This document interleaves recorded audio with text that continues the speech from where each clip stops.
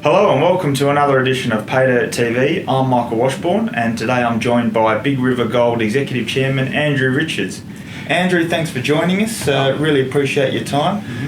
We didn't hear much from Big River Gold in 2020. Can you tell us a little bit about what you're up to and more importantly, you finished the year with a bit of a bang? Yeah, indeed we did. And you're quite right. We unfortunately could not do much in the way of announcements last year because a lot of what we were doing after we finished our feasibility study and update in July was largely quite confidential in terms of who we were talking to in terms of providing financing, equity, JV, M&A type of discussions, which we had quite a few, and a lot of those are obviously confidential. You can't, notwithstanding the fact we want to keep our shareholders informed, you just simply can't talk about that.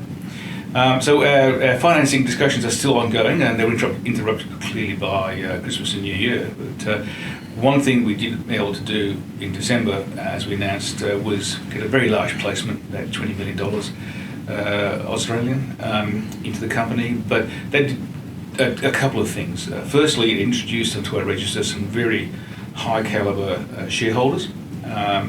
And we really value their input here. They're widely recognised in the industry. But it also gave us an opportunity to, in conjunction with some of our new shareholders whose view of the project is that it should be a much bigger project than 2 million tonnes per annum, and we have to agree with that. It gave us the funding to look at the options whereby we can reassess our decisions on certain capital equipment so that when we do go to the next expansion, and we increasingly think we will, we can do so without any disruption to production and without wasting any money up front. Because obviously if you're going to start coming from say 2 million tonnes to 3 or 4, then you might have to move some equipment around and that can cost a lot. And it's definitely great news having money in the bank. So tell us a little bit about what the $20 million placement is going to do for the Borborema Gold Project. Well, as we've announced, we've started to accelerate the civils.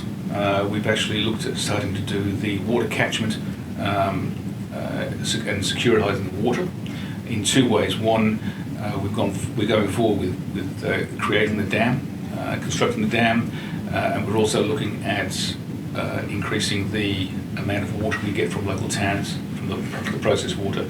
So we want to catch as much as we can from what meagre rainfall is there, but also the agreements we've had with the local towns to actually get their water, their sewage water to then treat and use that as processed water is moving forward. In addition to that, we're also doing the review of the capital equipment and make sure that the plant we have planned for the processing is the optimal one. And at the same time, we'll be looking at finalising some of the project financing discussions in this first half of this year. And obviously with all these various funding pieces coming together, does that mean that you're sort of closing in on EPCM decision and even the start of the construction process? Well, we certainly hope so. We have actually invited expressions of interest from EPCM contractors, and I'm glad to say we've got a very good shortlist there. People with a lot of experience in the industry and a lot of experience in Brazil. We will look at getting those people on board, I think, as soon as it's appropriate. And what we're looking at doing, of course, is as soon as the option study is, we've finalised the capital equipment requirement and the financial model requirements, then we'll be in a position to proceed with that. So then you go to detailed engineering, construction and procurement. It's been well documented over the last 12 months that Brazil has had its challenges with the coronavirus pandemic. So what impact has that had for Big River Gold, and what does it also mean for the development plans you have at Borborema? Well, ostensibly, it really hasn't had a lot of impact on us directly because of the state of which we're in development. A lot of what we're doing can be done remotely or over internet. It has, however, restricted movement to site. Our exploration program has quieted down considerably, but also it's restricted the ability of potential financiers and debt providers to travel to site and have a look. Having said that, while Brazil has been very badly affected by coronavirus, the number of days that are lost to production has been quite low across the industry because it's seen as an essential service. However, and travel is still around certain sites is still quite viable, but yes, it has slowed things down, and certainly it has slowed down the access of people to get to site. I might also add, when it came to financiers, potential financiers, if they had a project in Australia that they could actually invest in and had bandwidth of personnel to actually look at due diligence on that, well, they would choose that obviously over travelling overseas to areas which are more risky. So it has had an impact, but we expect to see ourselves through that. Andrew, you've previously raised the possibility of increasing the throughput at the project. Sort of what are the options under consideration there? When you think that our reserves of 1.6 million ounces, which is about 40 million tonnes, and we could expect to increase that,